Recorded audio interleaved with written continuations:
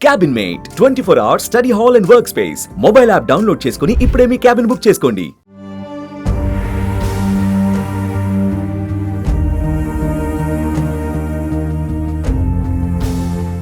Jubilee Hills BRS MLA Maganti Gopinath కన్నుమూశారు. ఈ నేపథ్యంలో పార్టీ కార్యకర్తలు, ఆయన అభిమానులు తీవ్ర దిగ్భ్రాంతికి గురయ్యారు. ఇక మిగతా నేతలు కూడా ఒక్కొక్కరు సంతాపాన్ని ప్రకటిస్తున్నారు.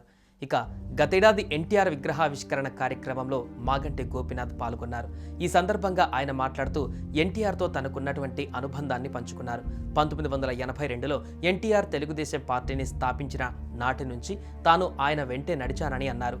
ఎన్టీఆర్ స్ఫూర్తితో 20 ఏళ్ల వయసులోనే రాజకీయాలలోకి వచ్చానని, 22 ఏళ్ల వయసులోనే 1985లో తెలుగు యువత హైదరాబాద్ జిల్లా అధ్యక్షుడిగా ఎన్టీఆర్ తనను నియమించారని మాగంటి గుర్తు చేసుకున్నారు. అన్న ఎన్టీఆర్ఏ స్వయంగా తనకు జాయినింగ్ లెటర్ అందజేశారని అన్నారు. ఆ టైంలో రాష్ట్ర తెలుగు యువత అధ్యక్షుడిగా దగ్గుబాటి వెంకటేశ్వరరావు ఉన్నారని అన్నారు. 1987లో హుడా డైరెక్టర్గా, 1988లో హైదరాబాద్ కన్స్యూమర్ డిస్ట్రిక్ట్ మెంబర్గా నియమించారని అన్నారు. చిన్న వయసులోనే ఎన్టీఆర్ తనకు అనేక ముఖ్య పదవులు ఇచ్చారని మాగంటి ఆ కార్యక్రమంలో గుర్తు చేసుకున్నారు.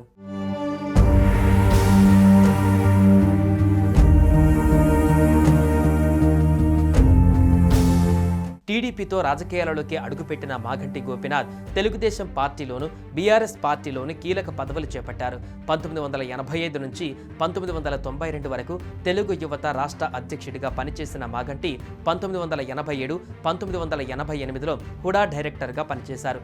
1988 నుంచి 1993 వరకు వినియోగదారుల ఫోరం అధ్యక్షుడిగా, టీడీపీ హైదరాబాద్ జిల్లా అధ్యక్షుడిగా వివిధ హోదాలలో మాగంటి గోపీనాథ్ పనిచేశారు. తెలంగాణ ఏర్పడ్డాక 2014లో జరిగిన తొలి ఎన్నికలలో టీడీపీ తరపున జూబ్లీహిల్స్ శాసనసభ నియోజకవర్గం నుండి పోటీ చేసి 9242 ఓట్ల మెజారిటీతో మాగంటి విజయం సాధించారు. ఆ తర్వాత 2018లో టీఆర్ఎస్ పార్టీలో చేరారు. 2018లో జరిగిన అసెంబ్లీ ఎన్నికలలో టీఆర్ఎస్ టికెట్పై పోటీ చేసి 16,004 ఓట్ల మెజారిటీతో విజయం సాధించారు. 2018 శాసనసభలో పబ్లిక్ ఎస్టిమేట్స్ కమిటీ సభ్యుడిగా పనిచేసిన మాగంటి 2022 జనవరి 26న బీఆర్ఎస్ హైదరాబాద్ జిల్లా అధ్యక్షుడిగా నియమితులయ్యారు. 2023 అసెంబ్లీ ఎన్నికలలో బీఆర్ఎస్ అభ్యర్థిగా బరిలోకి దిగి విజయం సాధించారు. వరుసగా జూబ్లీహిల్స్ నియోజకవర్గం నుంచి 3 సార్లు మాగంటి గోపీనాథ్ విజయం సాధించారు.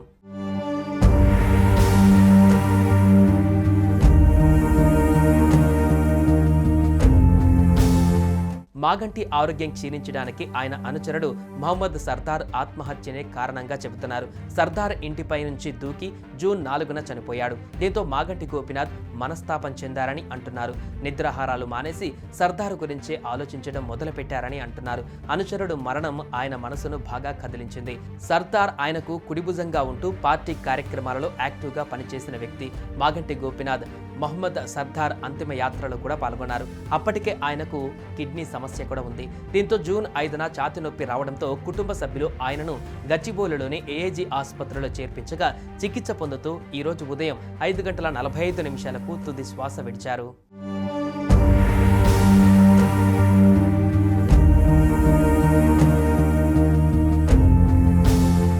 సుమన్ టీవీలో మీ పర్సనల్ అండ్ బిజినెస్ ప్రమోషన్స్ కోసం కింది నెంబర్కి కాంటాక్ట్ చేయండి.